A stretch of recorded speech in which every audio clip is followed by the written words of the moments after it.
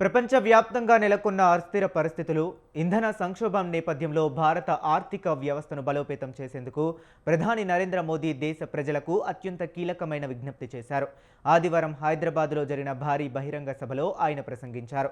కేవలం ప్రభుత్వం మాత్రమే కాకుండా ప్రతి పౌరుడు దేశ ఆర్థిక స్థిరత్వంలో భాగస్వామి కావాలని పిలుపునిచ్చారు.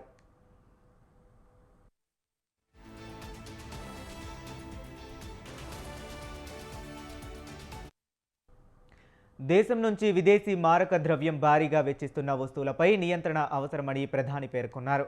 కనీసం ఒక సంవత్సరం పాటు ప్రజలు బంగారం కొనుగోళ్లను తగ్గించుకోవాలని, అలాగే అత్యవసరం కాని విదేశీ పర్యటనలను వాయిదా వేసుకోవాలని కోరారు.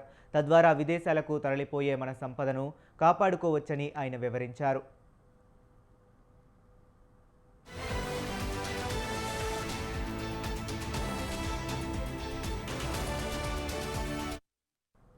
పెట్రోల్, డీజిల్ దిగుమతుల భారాన్ని తగ్గించేందుకు ప్రజలు వ్యక్తిగత వాహనాల కంటే మెట్రో, బస్సుల వంటి ప్రజా రవాణా వ్యవస్థలను ఎక్కువగా వినియోగించాలని సూచించారు. దేశాన్ని కాలుష్య రహితంగా మార్చేందుకు మరియు ఆర్థికంగా ఆదా చేసేందుకు ఎలక్ట్రిక్ వాహనాల వినియోగాన్ని ఒక ఉద్యమంలా ముందుకు తీసుకువెళ్లాలని ఆయన కోరారు. ఇవే కాకుండా దిగుమతి చేసుకుంటున్న వంట నూనెల వినియోగాన్ని కూడా తగ్గించాలని ప్రజలను కోరటం గమనార్హం.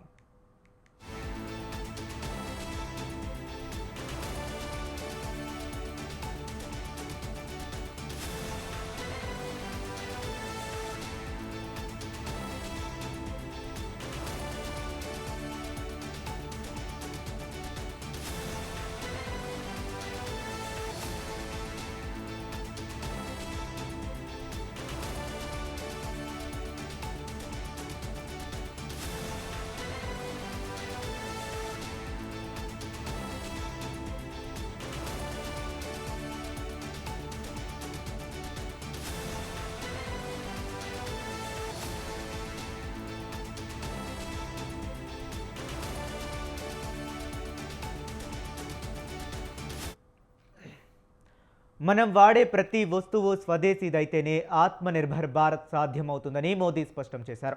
ప్రపంచవ్యాప్తంగా యుద్ధ మేఘాలు కమ్ముకున్న వేళ దేశాన్ని ఆర్థిక సంక్షోభం నుంచి కాపాడడం ప్రతి ఒక్కరి బాధ్యత అని గుర్తు చేశారు.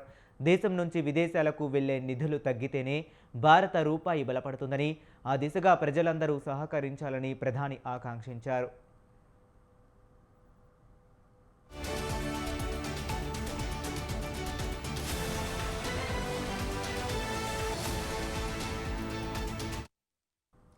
ఇక మోదీ ప్రసంగం దేశవ్యాప్తంగా ఒక కొత్త చర్చకు దారితీసింది. పౌరులందరూ స్వచ్ఛందంగా ఆర్థిక క్రమశిక్షణను పాటిస్తే భారత్ ప్రపంచంలోనే తిరుగులేని ఆర్థిక శక్తిగా అవతరిస్తుందనేది ప్రధాని మోదీ ఆకాంక్షించారని, ఆయన ప్రసంగంలోని భావం ఇదేనని రాజకీయ విశ్లేషకులు చెబుతున్నారు.